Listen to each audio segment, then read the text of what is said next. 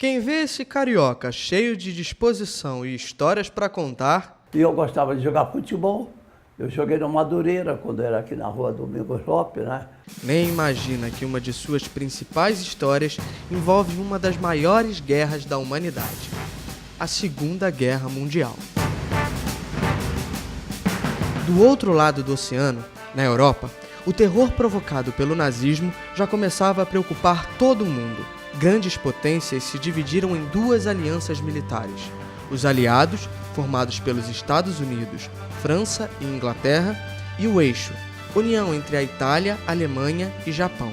O fortalecimento do nazismo na Alemanha aumentava o poder do Terceiro Reich de Adolf Hitler, que pretendia expandir o seu território. A princípio, longe da guerra, o Brasil se mantinha neutro perante os conflitos, até que em 1941 a embarcação mercante Taubaté foi atacada. Nos meses seguintes, outras embarcações mercantes foram torpedeadas por submarinos nazistas, inclusive em costa brasileira. Um deles, um navio mercante Itagiba, que tinha entre seus tripulantes o tenente Dálvaro. Aí eu olhei para dentro do mar, ao maior, eu disse, não é possível. Um coqueiro de cabeça para baixo? Aí todo, tu tá maluco? Eu disse, vê só, não estou vendo. Mas aí sabe o que era? Tinha o submarino e o periscópio. E daí foi descendo, aí só ficou parecendo periscópio.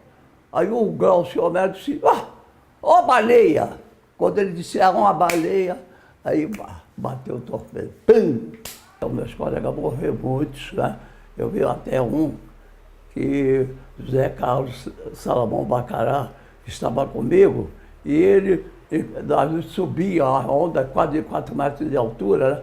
Só se via ao céu e água, ele ia para lá, eu vinha para cá, até que ele deu um grito, levou a metade do meu salva-vidas, o tubarão levou ele. Durante a década de 40, o Rio de Janeiro, então capital do Brasil, vivia a censura do governo ditatorial de Getúlio Vargas.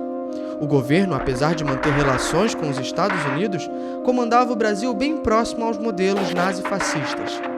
O país ainda mantinha laços econômicos com a Alemanha, responsável por 25% das importações brasileiras. O encanto da era de ouro da Rádio Nacional, das famosas radionovelas, da moda vinda da França e do repórter Esso camuflavam os problemas nos tempos de ditadura. O governo americano começa a investir no Brasil, pensando em uma aliança. A fim de intensificar ainda mais as relações dos dois países, a política da boa vizinhança começa a ser colocada em prática pelos americanos. O filme Saluta os Amigos, criado por Walt Disney, apresenta pela primeira vez no Brasil o personagem Zé Carioca. Em troca, os Estados Unidos levam Carmen Miranda. Desde 1940, o Brasil já vinha sofrendo pressões em alto mar. Seus navios mercantes eram fiscalizados e retidos por nações que compunham o eixo, até que começaram os ataques. Em 1942, no dia 15, o Baipendi foi torpedeado, que ia com a tropa que eu pertencia também, mas eu não estava no Baipendi, eu estava no Itagiba, que eu fui com o restante da tropa. Em 1942, o Brasil rompeu suas relações com os países do eixo. O presidente Getúlio Vargas anunciou que o país entraria em guerra. Dá-se então a criação da FEB, Força Expedicionária Brasileira, que reuniu mais de 25 mil soldados para combater os exércitos nazifascistas na Europa.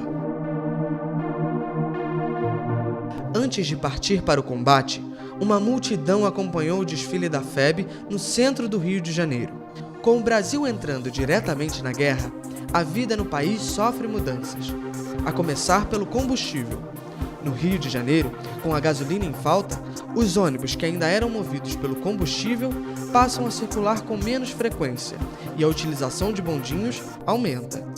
Enquanto isso, na Europa, a Força Expedicionária Brasileira começa a participar de batalhas na Itália. Eu fui direto para Campo Espinoso Alvaredo, né? Foi a minha primeira coisa. E antes de eu chegar em Campo Espinoso Alvaredo, houve um negócio, chovia, né? Chovia, e estava um lamaçal tremendo. Quando nós íamos chegando na cidade, o alemão enquadrou a nossa bateria, que estava subindo. Jogaram 5 bombas de tempo. Não sei se você já viu com as bombas que estoura e sabe que eles são 500 e poucos balinhos, né? Mas eles jogaram aquilo com as fumaça preta para intimidar. Quando aquilo bateu, aí disseram, brigar! Depois de 239 dias, a guerra chega ao fim e o Brasil saiu vitorioso em boa parte das batalhas que lutou, com destaque para a tomada de Monte Castelo, a conquista de Montese e a Batalha de Coléquio. Ele é no dia 8, o dia que acabou a guerra. Ele vinha com o Firmino, ele era um cara traquino aberto, e o Firmino vinha dirigindo. Firmino, olha um negócio ali, um buraco. Quando ele fez isso assim, o Pavone caiu. A última roda passou em cima da cabeça do Pavone. Tá? Morreu no dia da vitória. Foi a coisa mais triste que nós tivemos dentro da nossa bateria. Na volta ao Brasil, os veteranos são recebidos no desembarque. Alegria pelos que voltaram e tristeza pela perda de parentes. Peguei um trem, quando eu cheguei em Madureira, antes de chegar em Madureira, telefonei para meu irmão e meu cunhado. Aí foi me quando eu cheguei na estação de Madureira, aí estava assim, o pessoal me agarrava, me né? Aquele pessoal antigo, aquele pessoal... Né? Foi lindo, foi bonito. E está tudo guardado na memória do Tenente Dálvaro. Na memória, em fotografias, objetos e condecorações. Tudo para não esquecer de um tempo de vitória do Brasil. De um tempo que, para ele, jamais poderia ser esquecido. E eu vou lhe dizer uma coisa. E se precisasse, eu iria outra vez. Com a minha idade. Eu iria. Você teria muito orgulho de ir.